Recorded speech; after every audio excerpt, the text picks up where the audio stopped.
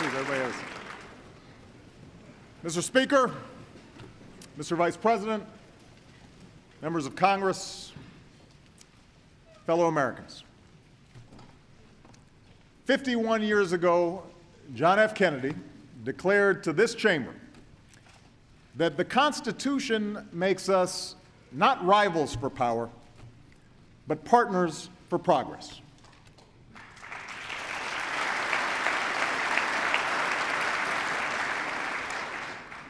It is my task, he said, to report the State of the Union.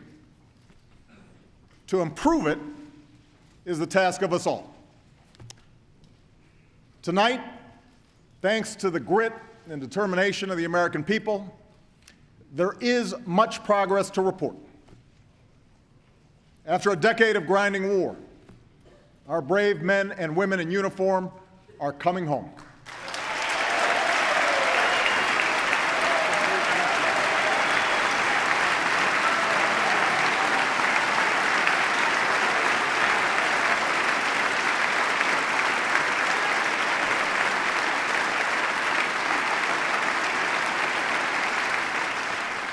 After years of grueling recession, our businesses have created over 6 million new jobs.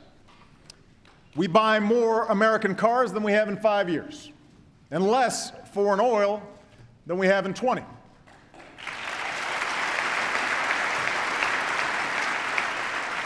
Our housing market is healing, our stock market is rebounding, and consumers, patients, and homeowners enjoy stronger protections than ever before.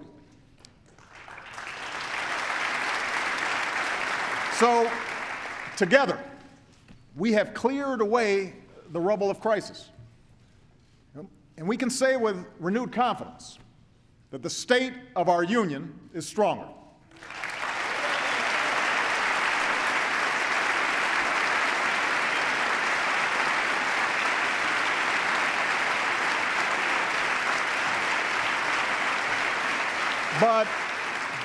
But we gather here knowing that there are millions of Americans whose hard work and dedication have not yet been rewarded. Our economy is adding jobs, but too many people still can't find full-time employment.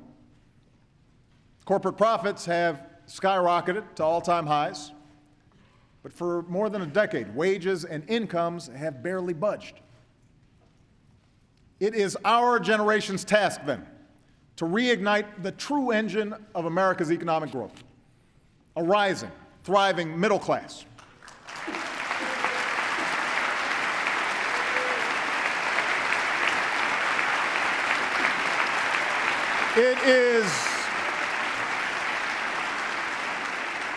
It is our unfinished task to restore the basic bargain that built this country. The idea that if you work hard and meet your responsibilities, you can get ahead, no matter where you come from, no matter what you look like or who you love. It is our unfinished task to make sure that this government works on behalf of the many, and not just the few, that it encourages free enterprise, rewards individual initiative, and opens the doors of opportunity to every child across this great nation.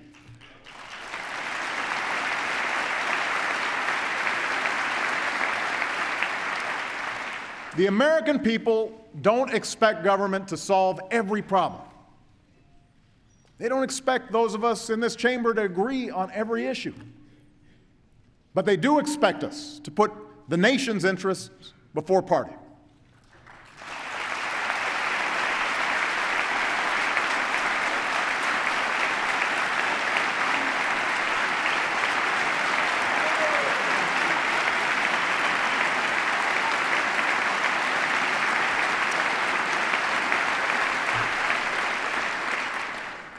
They do expect us to forge reasonable compromise where we can. For they know that America moves forward only when we do so together, and that the responsibility of improving this union remains the task of us all. Now, our work must begin by making some basic decisions about our budget, decisions that will have a huge impact on the strength of our recovery. Over the last few years, both parties have worked together to reduce the deficit by more than $2.5 trillion, mostly through spending cuts, but also by raising tax rates on the wealthiest 1% of Americans. As a result, we are more than halfway towards the goal of $4 trillion in deficit reduction that economists say we need to stabilize our finances. Now we need to finish the job. And the question is, how? In 2011, Congress passed a law saying that if both parties couldn't agree on a plan to reach our deficit goal, about $1 trillion worth of budget cuts would automatically go into effect this year. These sudden, harsh, arbitrary cuts would jeopardize our military readiness. They devastate priorities like education and energy and medical research. They would certainly slow our recovery and cost us hundreds of thousands of jobs. And that's why Democrats, Republicans, business leaders, and economists have already said that these cuts, known here in Washington as the sequester, are a really bad idea. Now, some in Congress have proposed preventing only the defense cuts by making even bigger cuts to things like education and job training, Medicare, and Social Security benefits. That idea is even worse.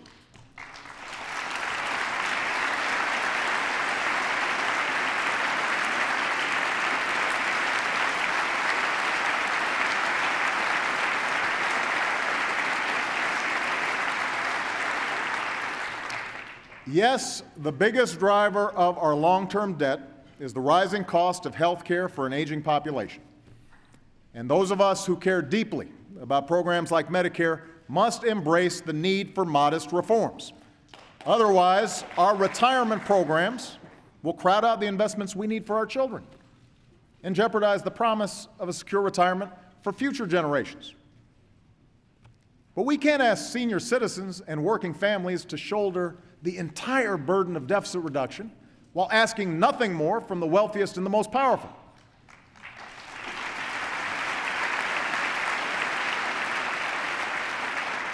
We won't grow the middle class simply by shifting the cost of health care or college onto families that are already struggling, or by forcing communities to lay off more teachers and more cops and more firefighters. Most Americans, Democrats, Republicans, and independents, understand that we can't just cut our way to prosperity. They know that broad-based economic growth requires a balanced approach to deficit reduction, with spending cuts and revenue, and with everybody doing their fair share.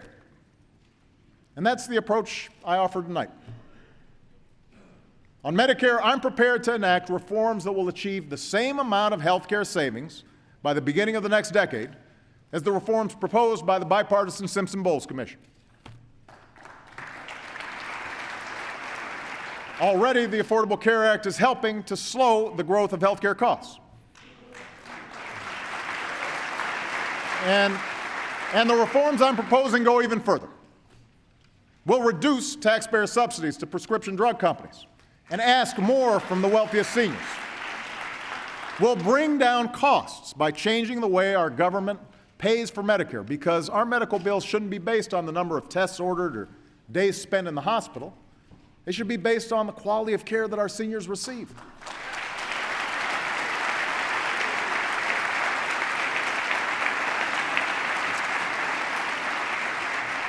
And I am open to additional reforms from both parties, so long as they don't violate the guarantee of a secure retirement. Our government shouldn't make promises we cannot keep, but we must keep the promises we've already made.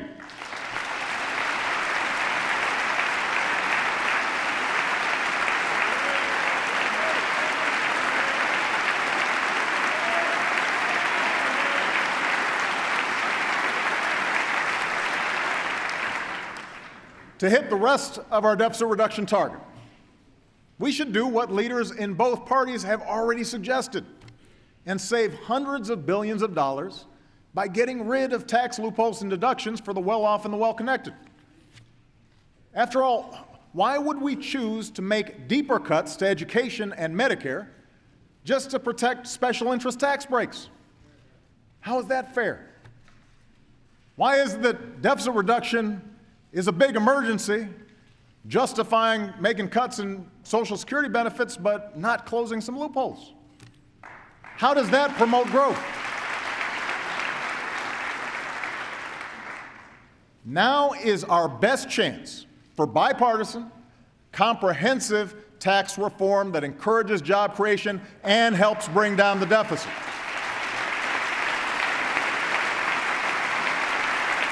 We can get this done.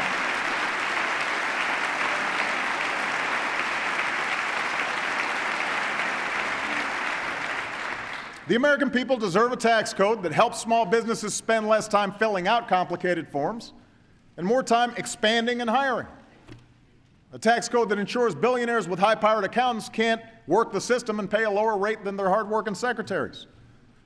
A tax code that lowers incentives to move jobs overseas and lowers tax rates for businesses and manufacturers that are creating jobs right here in the United States of America. That's what tax reform can deliver. That's what we can do together.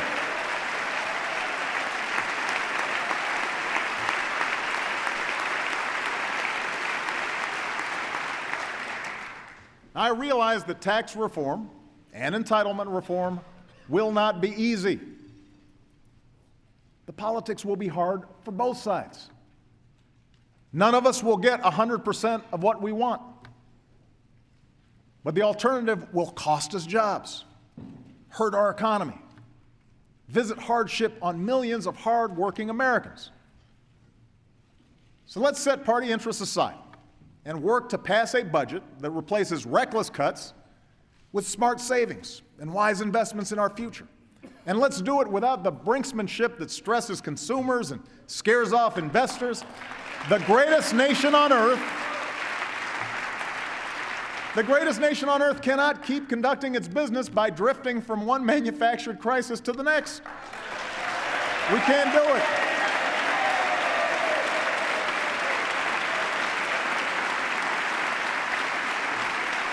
Let's agree. Let's agree right here, right now, to keep the people's government open and pay our bills on time and always uphold the full faith and credit of the United States of America.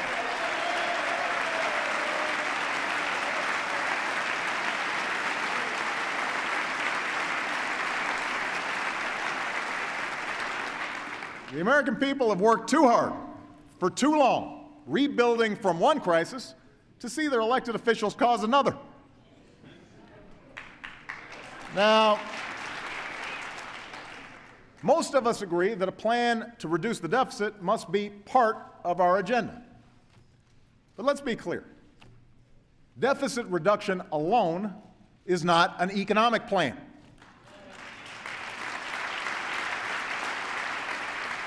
A growing economy that creates good middle-class jobs, that must be the North Star that guides our efforts.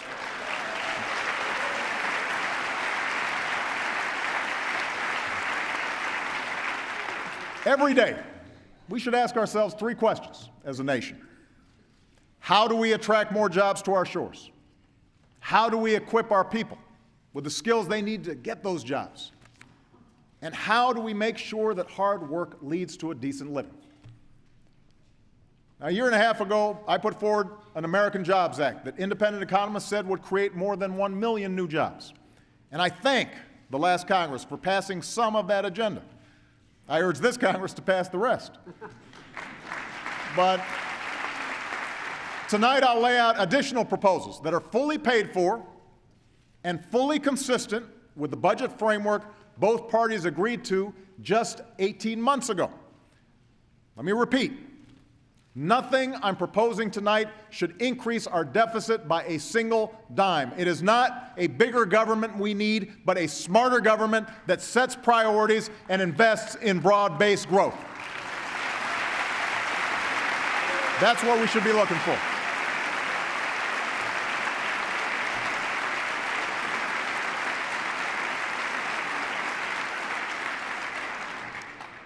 Our first priority is making America a magnet for new jobs and manufacturing.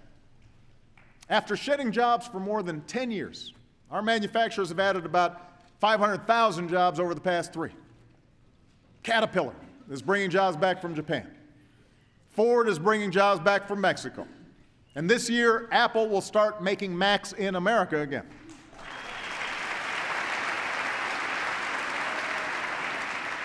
There are things we can do right now to accelerate this trend. Last year, we created our first Manufacturing Innovation Institute in Youngstown, Ohio. A once shuttered warehouse is now a state-of-the-art lab where new workers are mastering the 3D printing that has the potential to revolutionize the way we make almost everything. There's no reason this can't happen in other towns. So tonight, I'm announcing the launch of 3 more of these manufacturing hubs, where businesses will partner with the Department of Defense and Energy to turn regions left behind by globalization into global centers of high-tech jobs. And I ask this Congress to help create a network of 15 of these hubs and guarantee that the next revolution in manufacturing is made right here in America. We can get that done.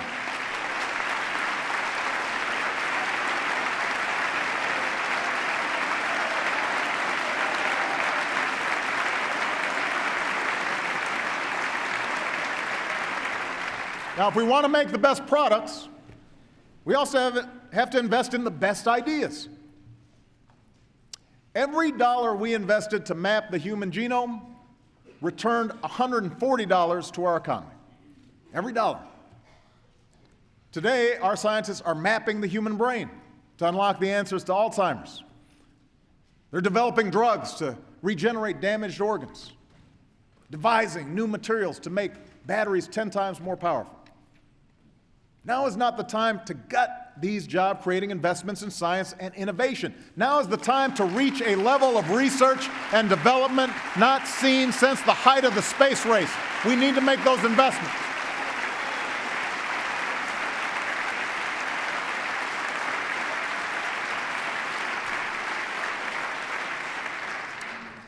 Today, no area holds more promise than our investments in American energy. After years of talking about it, we're finally poised to control our own energy future. We produce more oil at home than we have in 15 years. We have doubled the distance our cars will go on a gallon of gas and the amount of renewable energy we generate from sources like wind and solar, with tens of thousands of good American jobs to show for it. We produce more natural gas than ever before, and nearly everyone's energy bill is lower because of it. And over the last 4 years, our emissions of the dangerous carbon pollution that threatens our planet have actually fallen. But for the sake of our children and our future, we must do more to combat climate change.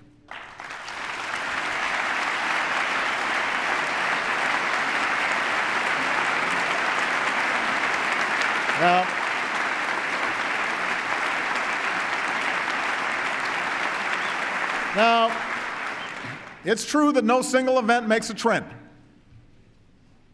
But the fact is, the 12 hottest years on record have all come in the last 15. Heat waves, droughts, wildfires, floods, all are now more frequent and more intense. We can choose to believe that Superstorm Sandy and the most severe drought in decades and the worst wildfires some states have ever seen were all just a freak coincidence. Or we can choose to believe in the overwhelming judgment of science and act before it's too late.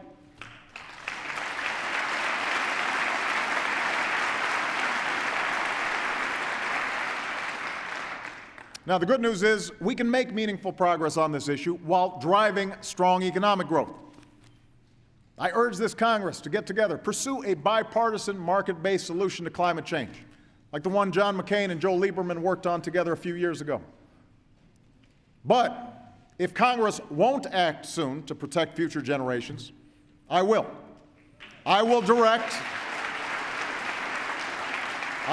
my cabinet to come up with executive actions we can take now and in the future to reduce pollution, prepare our communities for the consequences of climate change, and speed the transition to more sustainable sources of energy.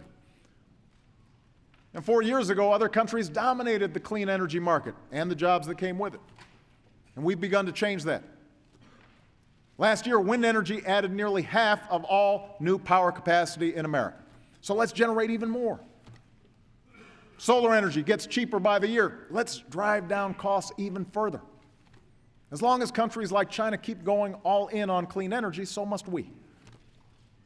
In the meantime, the natural gas boom has led to cleaner power and greater energy independence. We need to encourage that. And that's why my administration will keep cutting red tape and speeding up new oil and gas permits. That's got to be part of an all-of-the-above plan. But I also want to work with this Congress to encourage the research and technology that helps natural gas burn even cleaner and protects our air and our water. In fact, much of our newfound energy is drawn from lands and waters that we, the public, own together. So tonight I propose we use some of our oil and gas revenues to fund an energy security trust that will drive new research and technology to shift our cars and trucks off oil for good. If a nonpartisan coalition of CEOs and retired generals and admirals can get behind this idea, then so can we. Let's take their advice and free our families and businesses from the painful spikes in gas prices we put up with for far too long. I'm also issuing a new goal for America. Let's cut in half the energy wasted by our homes and businesses over the next 20 years.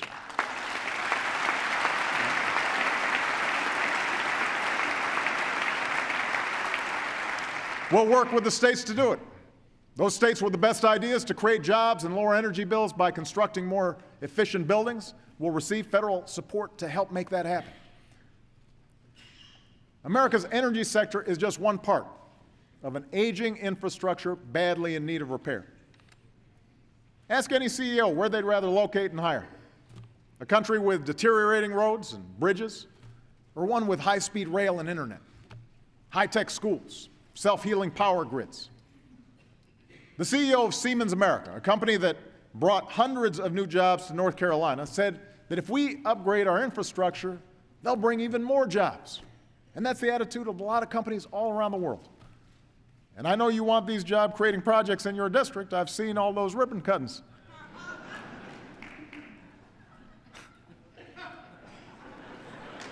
So, tonight, I propose a Fix-It-First program to put people to work as soon as possible on our most urgent repairs, like the nearly 70,000 structurally deficient bridges across the country.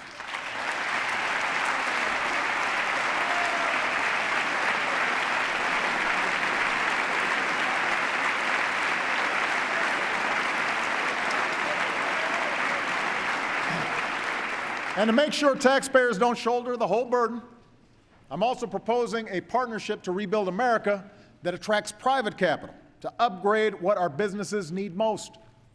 Modern ports to move our goods, modern pipelines to withstand a storm, modern schools worthy of our children.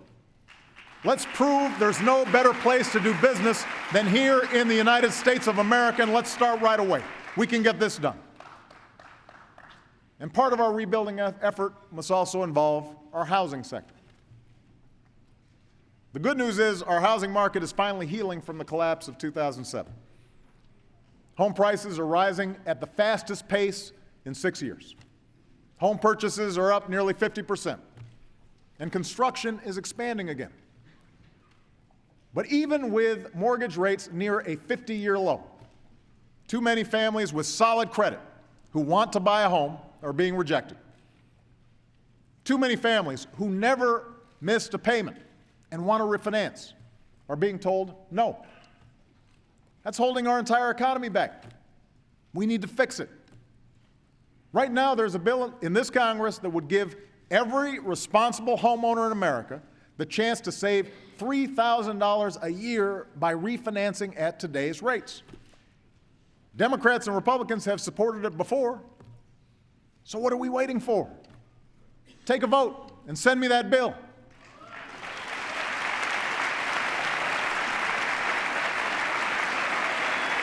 Why would we be against that?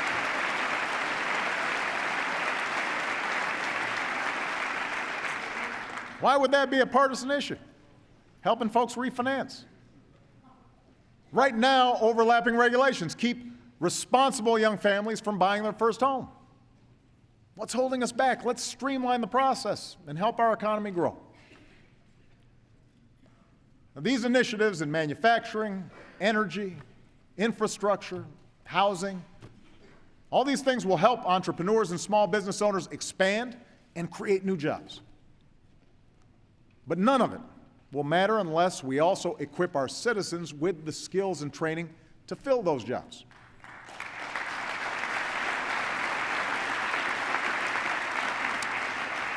And that has to start at the earliest possible age. You know, study after study shows that the sooner a child begins learning, the better he or she does down the road. But today, fewer than 3 in 10 4-year-olds are enrolled in a high-quality preschool program. Most middle-class parents can't afford a few $100 a week for a private preschool. And for poor kids who need help the most, this lack of access to preschool education can shadow them for the rest of their lives.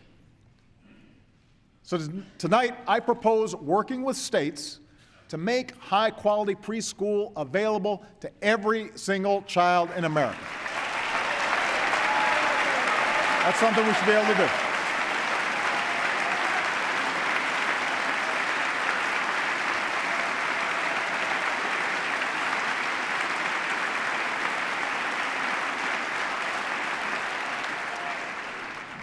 Every dollar we invest in high-quality early childhood education can save more than $7 later on by boosting graduation rates, reducing teen pregnancy, even reducing violent crime. In states that make it a priority to educate our youngest children, like Georgia or Oklahoma, studies show students grow up more likely to read and do math at grade level, graduate high school, hold a job, form more stable families of their own. We know this works.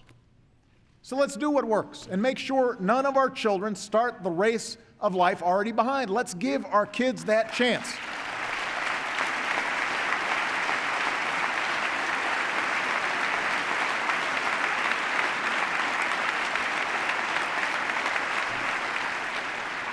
Let's also make sure that a high school diploma puts our kids on a path to a good job.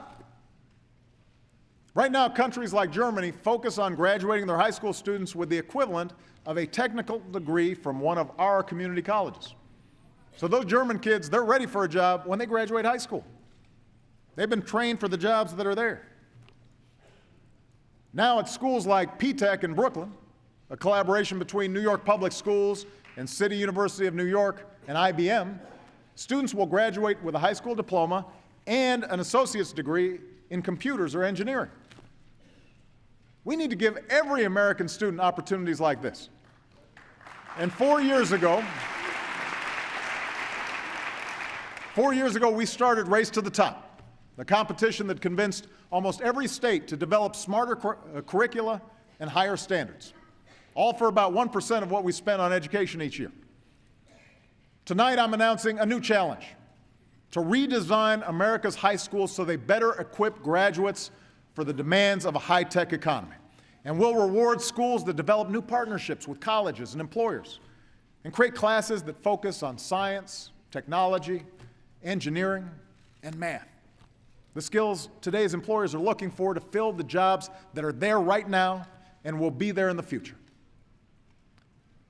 Now, even with better high schools, most young people will need some higher education. It's a simple fact.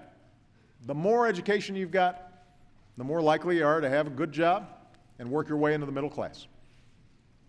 But today's skyrocketing costs price too many young people out of a higher education or saddle them with unsustainable debt. Through tax credits, grants, and better loans, we've made college more affordable for millions of students and families over the last few years. But taxpayers can't keep on subsidizing higher and higher and higher costs for higher education. Colleges must do their part to keep costs down, and it's our job to make sure that they do.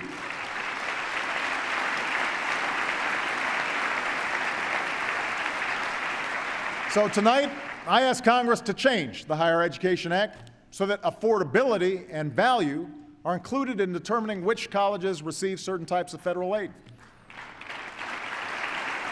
And tomorrow, my administration will release a new college scorecard that parents and students can use to compare schools based on a simple criteria: where you can get the most bang for your educational buck.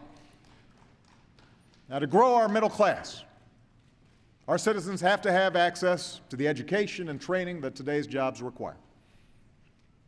But we also have to make sure that America remains a place where everyone who's willing to work, everybody who's willing to work hard, has the chance to get ahead. Our economy is stronger when we harness the talents and ingenuity of striving, hopeful immigrants. And right now, leaders from the business, labor, law enforcement, faith communities, they all agree that the time has come to pass comprehensive immigration reform. Now's the time to do it. Now's the time to get it done. Now's the time to get it done.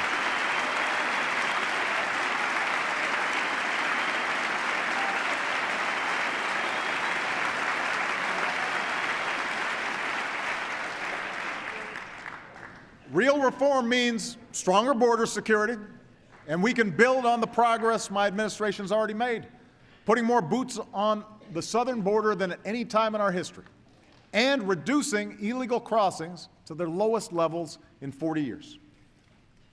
Real reform means establishing a responsible pathway to earned citizenship, a path that includes passing a background check, paying taxes and a meaningful penalty, learning English, and going to the back of the line behind the folks trying to come here legally.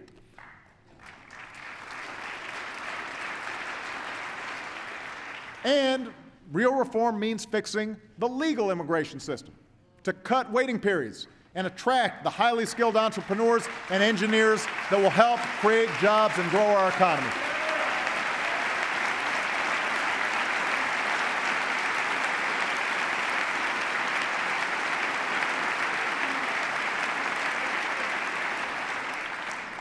In other words, we know what needs to be done. And as we speak, bipartisan groups in both chambers are working diligently to draft a bill, and I applaud their efforts. So let's get this done. Send me a comprehensive immigration reform bill in the next few months, and I will sign it right away, and America will be better for it. Let's get it done. Let's get it done.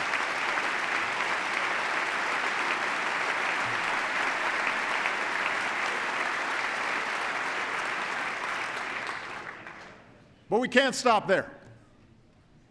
We know our economy is stronger when our wives, our mothers, our daughters can live their lives free from discrimination in the workplace and free from the fear of domestic violence. Today, the Senate passed the Violence Against Women Act that Joe Biden originally wrote almost 20 years ago, and I now urge the House to do the same. Good job, Joe.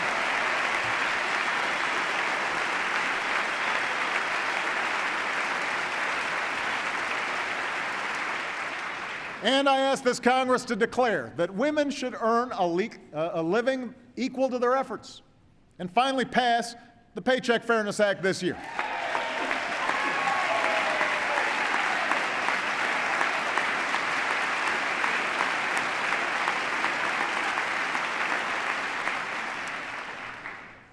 We know our economy is stronger when we reward an honest day's work with honest wages. But today, a full-time worker making the minimum wage earns $14,500 a year, even with the tax relief we put in place. A family with 2 kids that earns the minimum wage still lives below the poverty line. That's wrong. That's why, since the last time this Congress raised the minimum wage, 19 states have chosen to bump theirs even higher. Tonight, let's declare that in the wealthiest nation on earth, no one who works full-time should have to live in poverty, and raise the federal minimum wage to $9 an hour. We should be able to get that done.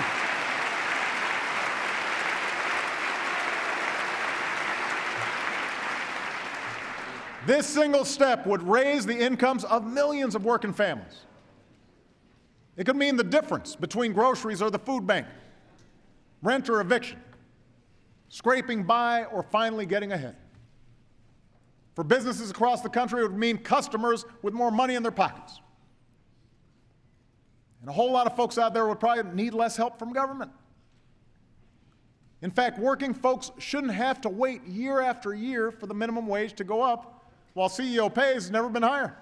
So here's an idea that Governor Romney and I actually agreed on last year.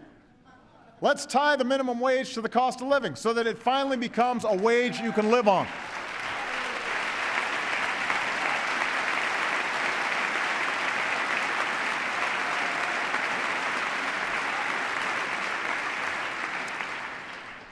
Tonight, let's also recognize that there are communities in this country where, no matter how hard you work, it is virtually impossible to get ahead. Factory towns decimated from years of plants packing up, inescapable pockets of poverty, urban and rural, where young adults are still fighting for their first job. America is not a place where the chance of birth or circumstance should decide our destiny. And that's why we need to build new ladders of opportunity into the middle class for all who are willing to climb them. Let's offer incentives to companies that hire Americans who've got what it takes to fill that job opening, but have been out of work so long that no one will give them a chance anymore. Let's put people back to work rebuilding vacant homes in rundown neighborhoods. And this year, my administration will begin to partner with 20 of the hardest hit towns in America to get these communities back on their feet. Now, we'll work with local leaders to target resources at public safety and education and housing. We'll give new tax credits to businesses that hire and invest.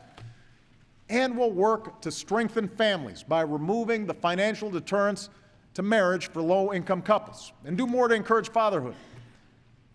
Because what makes you a man isn't the ability to conceive a child, it's having the courage to raise one. And we want to encourage that. We want to help that.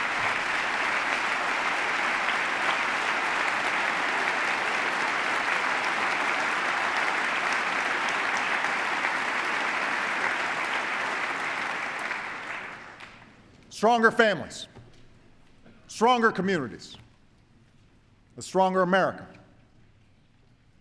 It is this kind of prosperity, broad, shared, built on a thriving middle class, that has always been the source of our progress at home.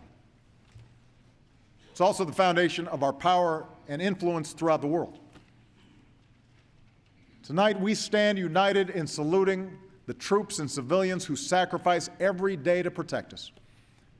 Because of them, we can say with confidence that America will complete its mission in Afghanistan and achieve our objective of defeating the core of al-Qaeda.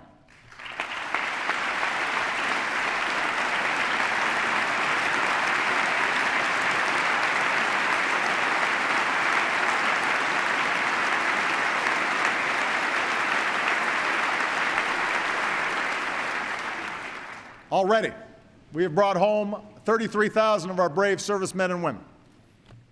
This spring, our forces will move into a support role, while Afghan security forces take the lead.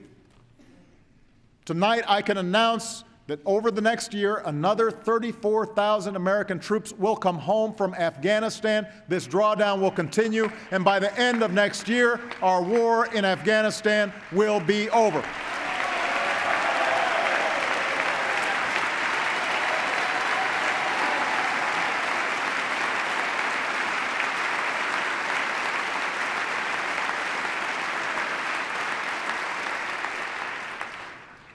Beyond 2014, America's commitment to a unified and sovereign Afghanistan will endure.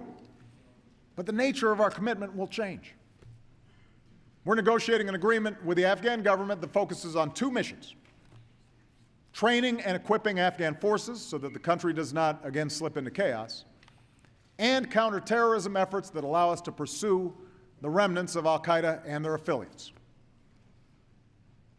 Today, the organization that attacked us on 9/11 is a shadow of its former self.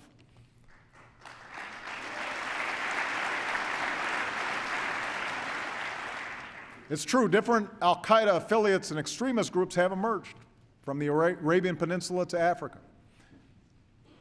The threat these groups pose is evolving.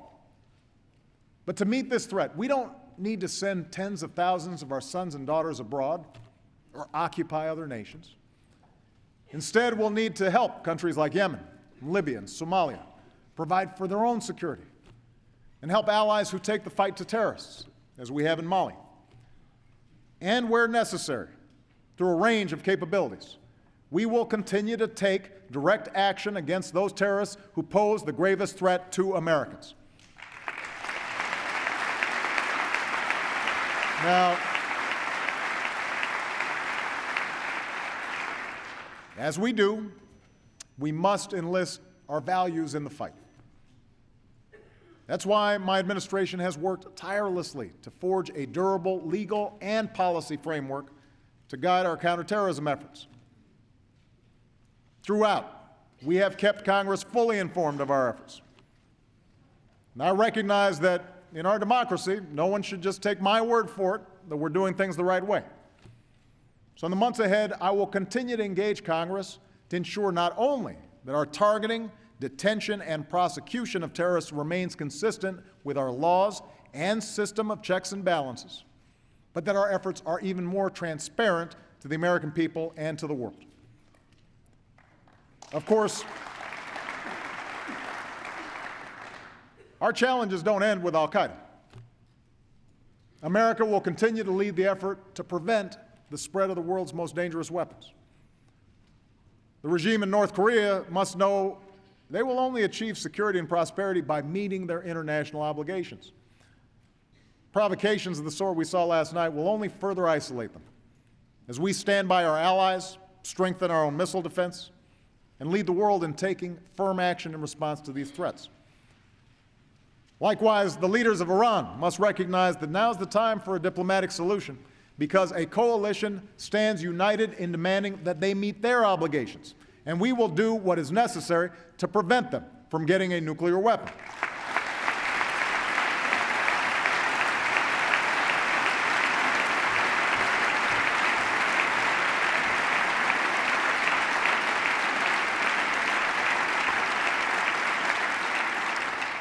At the same time, we'll engage Russia to seek further reductions in our nuclear arsenals and continue leading the global effort to secure nuclear materials that could fall into the wrong hands.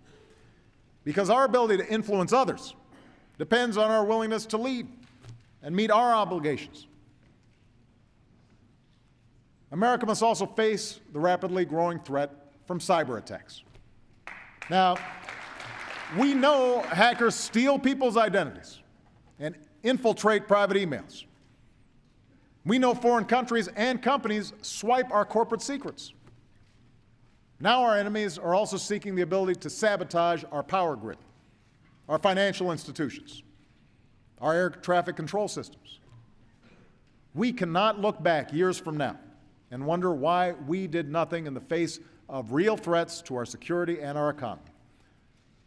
And that's why earlier today, I signed a new executive order that will strengthen our cyber defenses by increasing information sharing and developing standards to protect our national security, our jobs, and our privacy.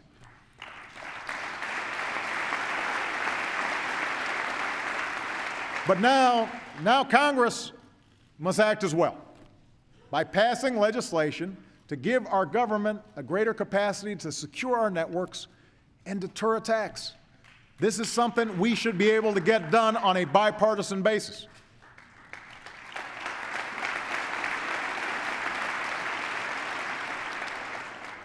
Now, even as we protect our people, we should remember that today's world presents not just dangers, not just threats, it presents opportunities to boost American exports, support American jobs, and level the playing field in the growing markets of Asia.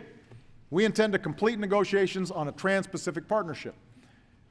And tonight I'm announcing that we will launch talks on a comprehensive transatlantic trade and investment partnership with the European Union, because trade that is fair and free across the Atlantic supports millions of good-paying American jobs.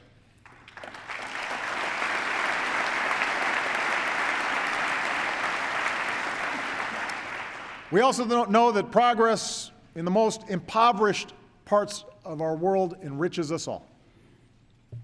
Not only because it creates new markets, more stable order in certain regions of the world, but also because it's the right thing to do. You know, in many places, people live on little more than $1 a day.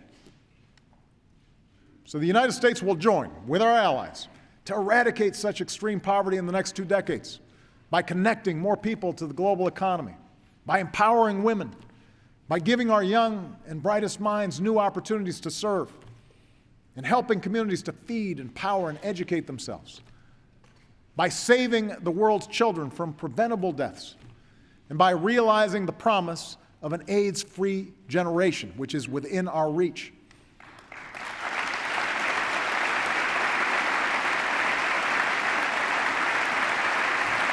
You see, America must remain a beacon to all who seek freedom during this period of historic change. I saw the power of hope last year in Rangoon, in Burma, when Aung San Suu Kyi welcomed an American president into the home where she had been imprisoned for years. When thousands of Burmese lined the streets waving American flags, including a man who said, "There is justice and law in the United States. I want our country to be like that." In defense of freedom, we'll remain the anchor of strong alliances from the Americas to Africa, from Europe to Asia. In the Middle East, we will stand with citizens as they demand their universal rights and support stable transitions to democracy.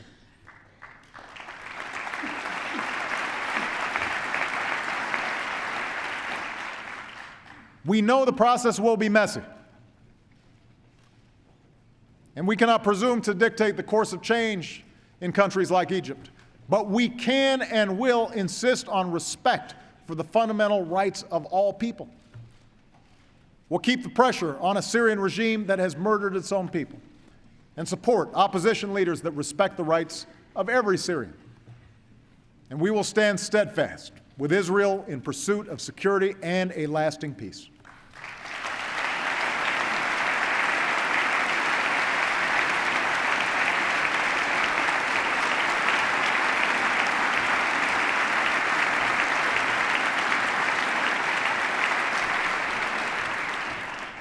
These are the messages I'll deliver when I travel to the Middle East next month. And all this work depends on the courage and sacrifice of those who serve in dangerous places at great personal risk. Our diplomats, our intelligence officers, and the men and women of the United States Armed Forces. As long as I'm Commander-in-Chief, we will do whatever we must to protect those who serve their country abroad, and we will maintain the best military the world has ever known.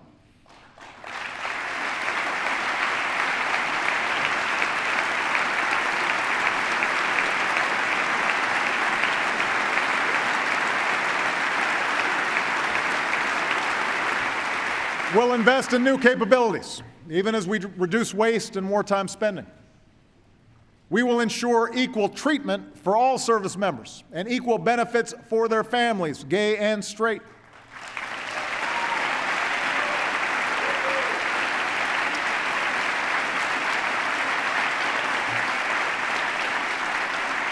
We will draw upon the courage and skills of our sisters and daughters and moms because women have proven under fire that they are ready for combat. We will keep faith with our veterans, investing in world-class care, including mental health care, for our wounded warriors.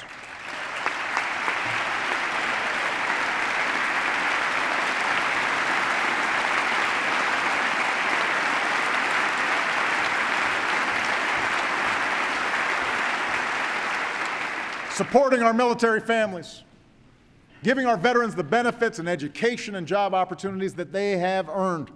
And I want to thank my wife, Michelle, and Dr. Jill Biden for their continued dedication to serving our military families as well as they have served us. Thank you, honey. Thank you, Jill.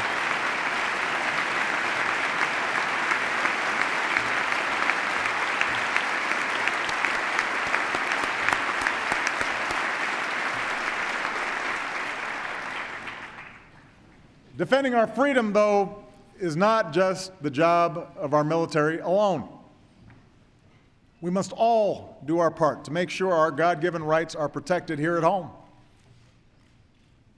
That includes one of the most fundamental rights of a democracy, the right to vote. Now,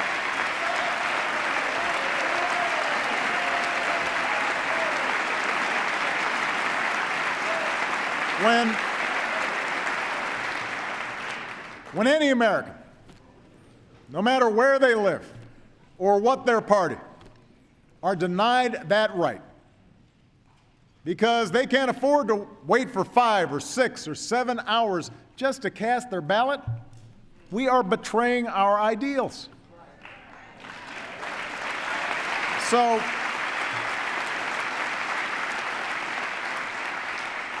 tonight I'm announcing a nonpartisan commission to improve the voting experience in America, and it definitely needs improvement.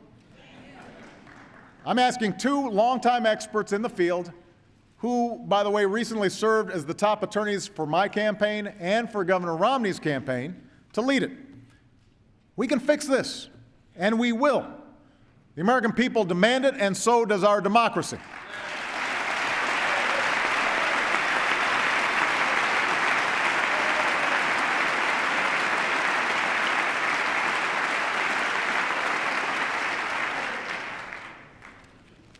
Of course, what I've said tonight matters little if we don't come together to protect our most precious resource, our children. It has been 2 months since Newtown. I know this is not the first time this country has debated how to reduce gun violence, but this time is different.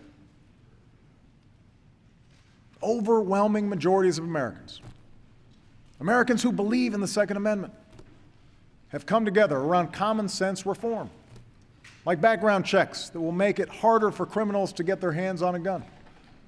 Senators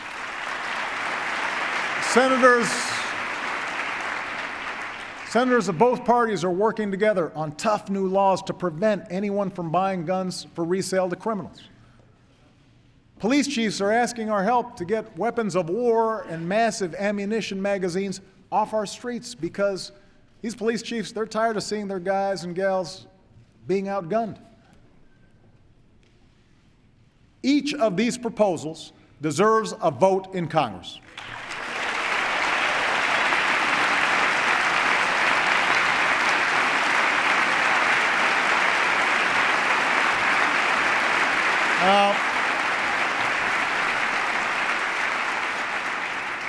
If you want to vote no, that's your choice. But these proposals deserve a vote.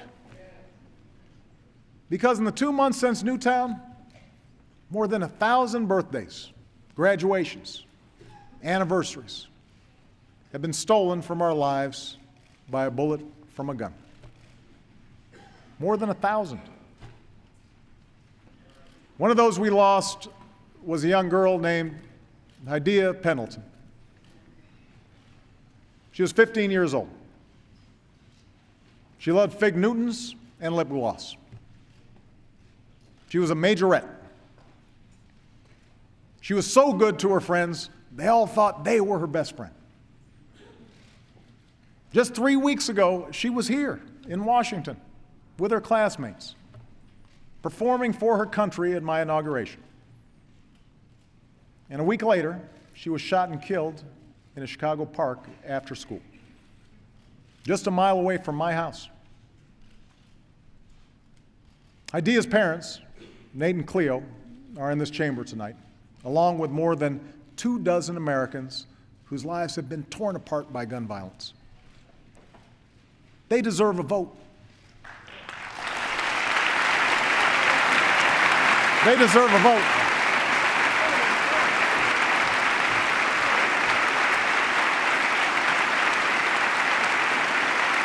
They deserve a vote.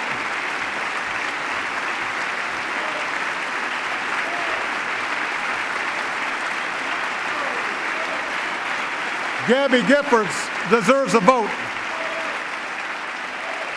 The families of Newtown deserve a vote. The families of Aurora deserve a vote. The families of Oak Creek and Tucson and Blacksburg and the countless other communities ripped open by gun violence, they deserve a simple vote.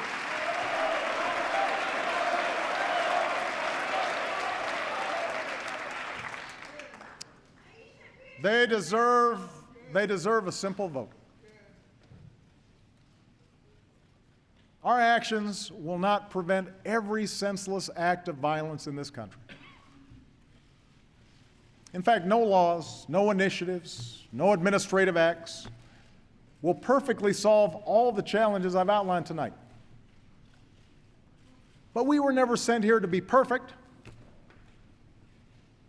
We were sent here to make what difference we can, to secure this nation, expand opportunity, uphold our ideals through the hard, often frustrating, but absolutely necessary work of self-government.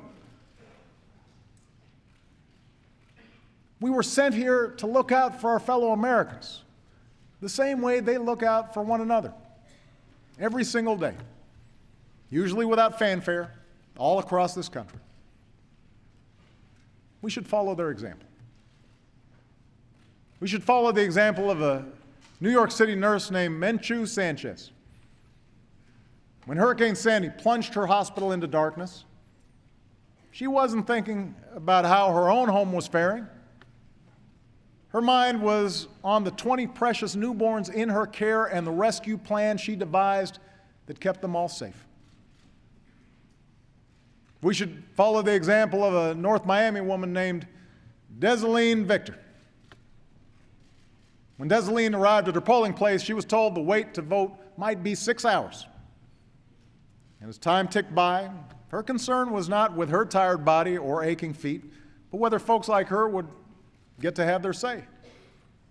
And hour after hour, a throng of people stayed in line to support her. Because Desaline is 102 years old. And they erupted in cheers when she finally put on a sticker that read, "I voted." You know,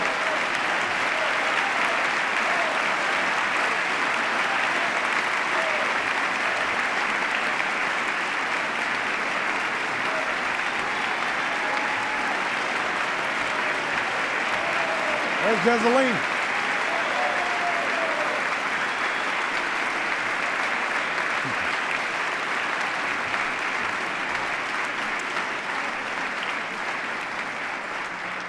We should follow the example of a police officer named Brian Murphy. When a gunman opened fire on a Sikh temple in Wisconsin, Brian was the first to arrive, and he did not consider his own safety. He fought back until help arrived and ordered his fellow officers to protect the safety of the fellow Americans worshiping inside, even as he lay bleeding from 12 bullet wounds. And when asked how he did that, Brian said, "That's just the way we're made. That's just the way we're made." We may do different jobs and wear different uniforms and hold different views than the person beside us. But as Americans, we all share the same proud title. We are citizens. It's a word that doesn't just describe our nationality or our legal status. It describes the way we're made. It describes what we believe. It captures the enduring idea that this country only works when we accept certain obligations to one another and to future generations. That our rights are wrapped up in the rights of others. And that well into our third century as a nation, it remains the task of us all, as citizens of these United States, to be the authors of the next great chapter of our American story. Thank you. God bless you. And God bless these United States of America.